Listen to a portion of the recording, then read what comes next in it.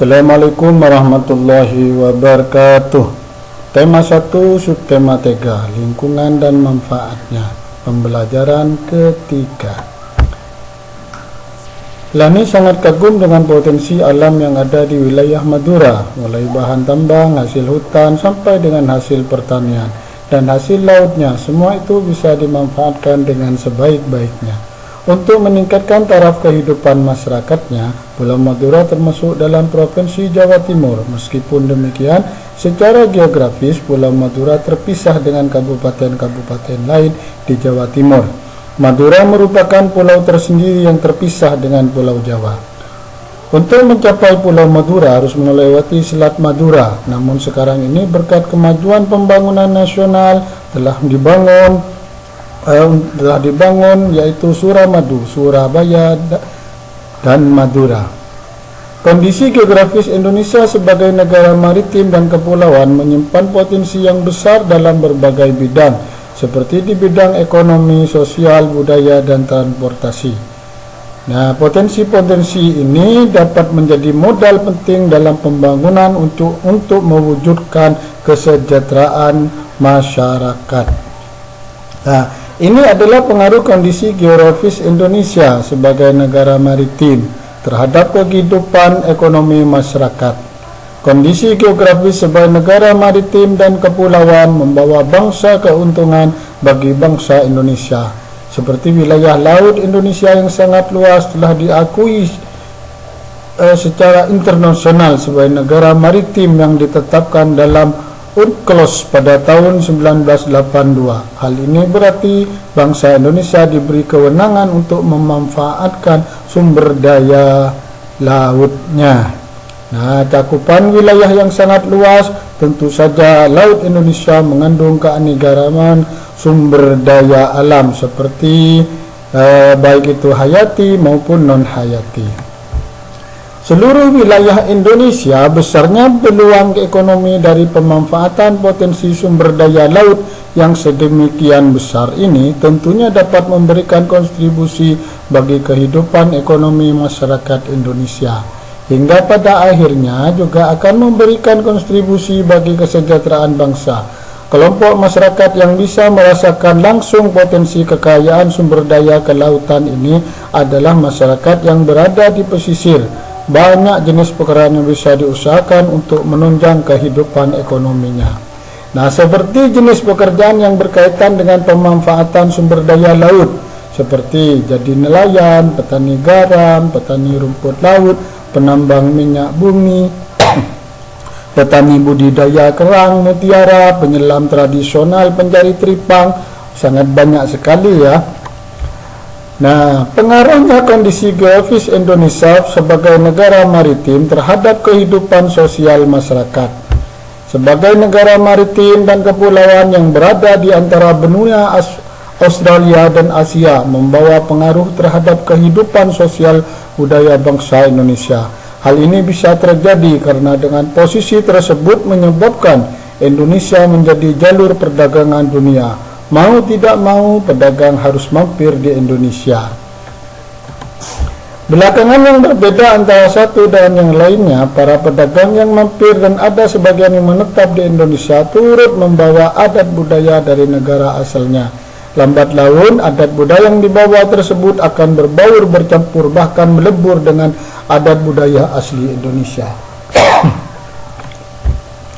Berikut adalah beberapa dampak yang diakibatkan dalam kondisi geografis bangsa Indonesia sebagai negara maritim. Yang pertama, komunikasi dan interaksi antar penduduk untuk menjadi lebih mudah, baik antar warga Indonesia maupun orang Indonesia dengan warga asing. Hal ini didukung adanya kemajuan teknologi di bidang pelayanan antar pulau dan antar negara. Yang kedua, terjadi pembauran, pencampuran atau peleburan nilai-nilai antar pulau dan antar negara. Yang ketiga, munculnya perkampungan-perkampungan etnis seperti Pacinan dan Kampung Arab. Yang keempat, terjadi perubahan masyarakat karena pengaruh masuknya pola dan nilai perilaku dari pulau, daerah maupun negara lain. Yang kelima, terjadinya perpindahan ilmu pengetahuan dan teknologi. Nah, ini adalah dampak positif, tentunya juga ada banyak dampak positif dan negatifnya. Coba anak-anak perhatikan di sini dampak yang timbul sebagai akibat dari letak dan kondisi geografis Indonesia sebagai negara maritim dan kepulauan. Dampak positifnya, yang pertama, memiliki keberagaman potensi alam dan hasilnya memiliki keberagaman dan kekayaan budaya, memiliki keberagaman sumber daya manusia. Bidang transportasi berpotensi meningkatkan infrastruktur di berbagai daerah karena banyaknya wisatawan yang berkunjung. Di bidang ekonomi menjadi jalur perdagangan internasional, juga berpotensi menambah devisa negara melalui pengembangan destinasi pariwisata. Dampak negatif, tidak meratanya potensi alam dan sumber daya manusia, tidak meratanya pembangunan dan pemerataan hasilnya rentan terhadap terjadinya konflik kedaerahan. Yang kedua, sering terjadi bencana alam. Indonesia berada pada jalur patahan lempeng kerak dunia. Pergerakannya dari lempeng tersebut dapat berakibat pada terjadinya bencana gempa. Selain itu, munculnya banyak gunung berapi juga menjadi potensi bencana alam. Nah, kejayaan bahari masa lalu kita baca dulu ya, mungkin sambil dibaca dilihat di buku paketnya.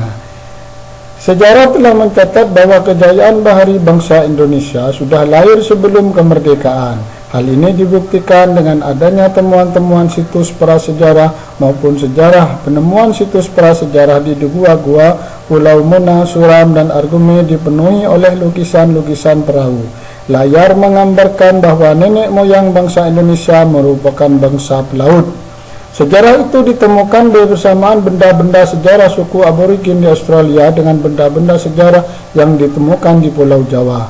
Penemuan ini menggambarkan bahwa nenek moyang bangsa kita telah melakukan hubungan dengan bangsa lain yang tentunya menggunakan kapal-kapal layar. Seperti Kerajaan Sriwijaya, Kerajaan Singosari, Kerajaan Mataram, semua itu mengadakan perdagangan dengan negara-negara lain. Pada masa itu, Raden Wijaya mendirikan Kerajaan Majapahit. Kerajaan Majapahit dulu sangat berkembang menjadi kerajaan maritim yang besar. Kerajaan Majapahit memiliki pengaruh dan kekuasaan yang luas, meliputi wilayah Indonesia dengan kekuatan armada lautnya dan didukung oleh kemampuan perang Patih Gajah Mada. Wilayah kerajaan Majapahit kian luas. Dengan bukti-bukti sejarah inilah tidak bisa dielakkan bahwa kejayaan bahari bangsa Indonesia telah ada pada zaman dulu.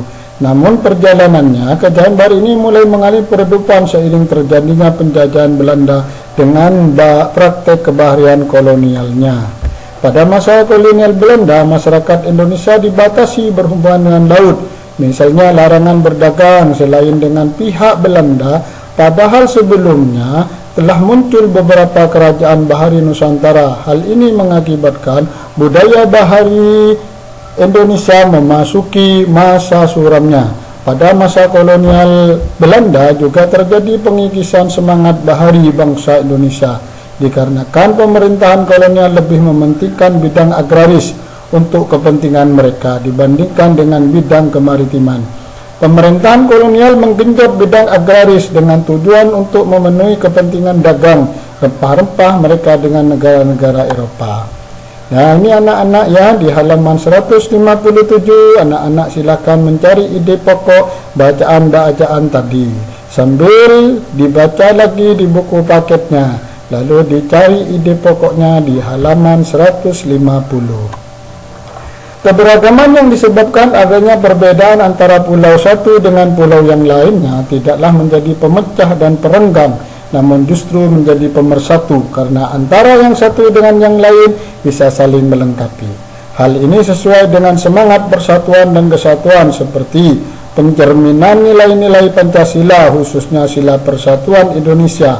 Selain itu juga mencerminkan nilai-nilai yang terkandung sila keadilan sosial bagi seluruh rakyat Indonesia. Nah, tahukah anak-anak, meskipun terdiri atas 5 sila, namun Pancasila itu merupakan satu kesatuan yang utuh. Nah, Pancasila, jadi sila ketuhanan ini mencerminkan dari sila-sila yang ini.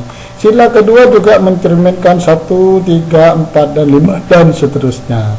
Jadi Pancasila itu diumpamakan sebagai salah satu paket lengkap yang menopang negara kesatuan Republik Indonesia. Pancasila merupakan satu kesatuan yang bulat dan utuh dari kelima silanya. Sila ke-1 menjiwai sila kedua, menjiwai sila dan seterusnya. Begitu seterusnya ya. Nah seperti ini. Jadi setiap sila itu membentuk Pancasila dengan salah satu kesatuan yang mutlak, tidak dapat ditambah dan dikurangi. Oleh karena itu Pancasila tidak dapat diubah menjadi trisila atau ekasila. Jadi mungkin untuk pelajaran hari ini cukup dulu ya anak-anak ya. Silakan anak-anak sambil dibaca bukunya, dibaca lagi karena dengan membaca anak-anak akan menjadi pintar. Terus jaga kesehatan, keluar rumah pakai masker, cuci tangan, jaga jarak. Mungkin itu yang bisa saya sampaikan untuk hari ini. Saya akhiri. Assalamualaikum warahmatullahi wabarakatuh.